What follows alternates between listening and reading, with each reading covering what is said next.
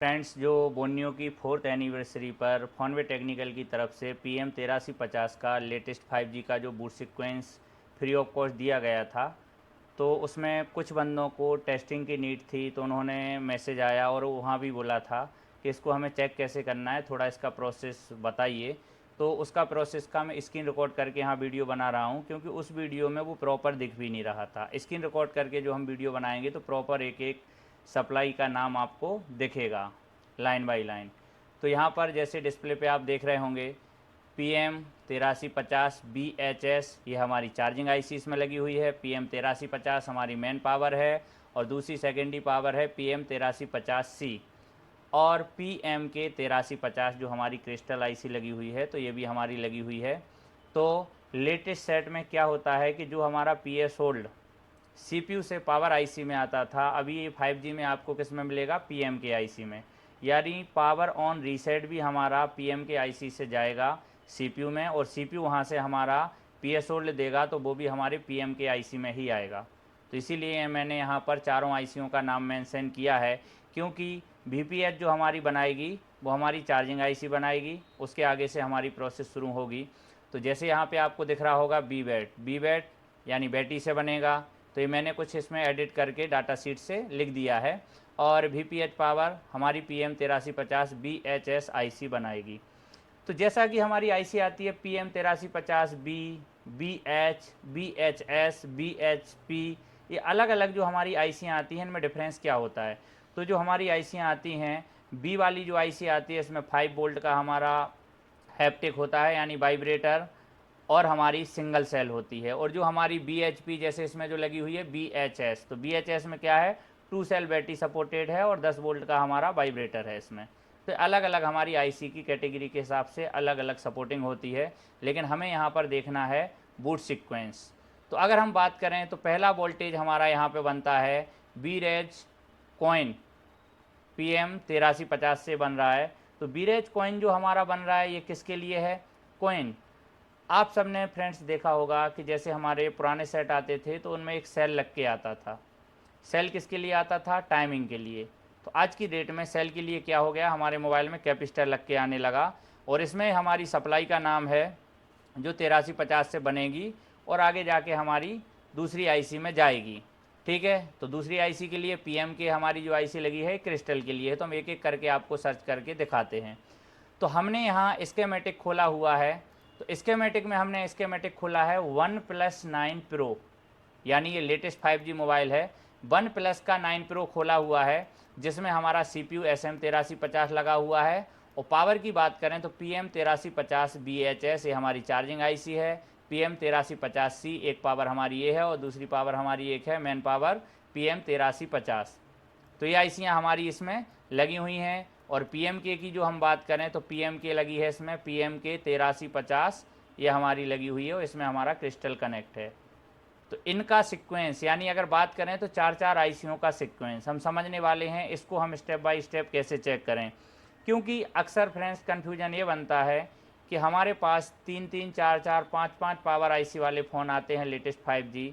तो date set में अक्सर कन्फ्यूजन होता है कि हम शुरुआत कहाँ से करें। तो अगर हमारे पास बूट सीक्वेंस है तो हम उसको ईजी वे में फाइंड कर सकते हैं। तो यहाँ पर हम सप्लाई को सर्च करेंगे।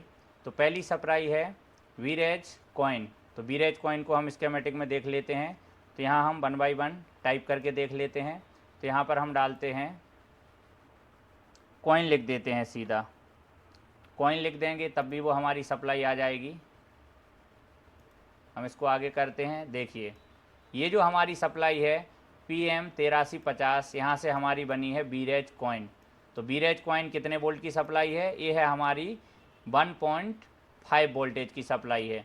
अगर हम इसको कॉपी करते हैं और इसको कॉपी करके आगे बढ़ते हैं तो ये सप्लाई हमारी आई हुई है कहाँ पर, PM8350, यानी हमारी क्रिस्टल आईसी में ये सप्लाई हमारी आई हुई है।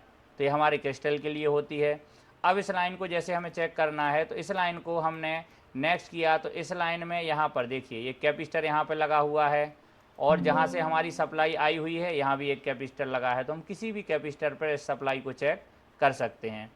अगला हमारा कौन सा वोल्टेज बन रहा है, तो अगला जो हमारा वोल्टेज बन रहा है बीरेज 1.8 सिस्टम, तो इसको भी हम देख लेंगे। यानी हम इसमें से कुछ 5 से 10 सप्लाइयाँ आपको सर्च करके दिखा देते हैं और फिर पूरे बूट सीक्वेंस को यहाँ से हम जूम इन जूम आउट करके दिखा देते हैं ताकि आप इजीली अपनी नोटबुक में इसको नोट कर सकें। तो अगर हम बात करें यहाँ बीरेज 1.8 सिस्टम, तो इस सिस्टम वाला भी देख लेते हैं। तो बीरेज 1.8 सिस्टम, तो देखिए जस्ट इसके पास ही बन रहा है बीरेज सिस्टम 1.8, ये बन गया। इसको अगर हम कॉपी करें तो ये हमारा काफ़ी जगह सर्चिंग में आ रहा है, तो यानी काफ़ी जगह आगे हमारा गया हुआ है। तो हम उसके इस कैपेसिटर पे चेक कर सकते हैं हमारी सप्लाई यहाँ पर बन रही है या नहीं। आगे अगर हम बात करें तो मेन जो हमारी सप्लाई होती है S1C, ये कहाँ से बन रही, PM 8350। यानी ऐसे हम लाइन लाइन से जाएंगे तो हम इसको भी सर्च कर लेते हैं यहाँ S1C। अगर हम S1C अकेला लिख दें या वीरेज S1C लिख दें तब भी हमारा इस सर्चिंग में आ जाएगा। तो हमने लंबा ना लिख के S1C को सर्च कर लेंगे तो ये हमारा वीरेज S1C 1.86 ये वोल्टेज की हमारी लाइन है। इसमें भी हमारा एक कैपेसिटर लगा हुआ है, सप्लाई को हम यहाँ चेक कर पाएंगे। तो फ्रेंड्स ऐसे ही तरीके से हमें लाइन बाई लाइन चेक करते जाना है। ये पूरा सीक्वेंस मैंने इस मॉडल पे वेरीफाई भी किया हुआ है, पूरा टेस्टेड है, ओरिजिनल है। अब इसमें हम आगे जाते हैं तो ऐसे ऐसे करके हमारी सारी सप्लाइयाँ बनती जाएंगी, S6C, S7C। जस्ट हम लास्ट में आएंगे तो हमारा PS होल्ड और पॉन रीसेट। तो मैं इनको वेरीफाई कराता हूँ और फिर बूट सीक्वेंस को जूम इन जूम आउट करके दिखाता हूँ।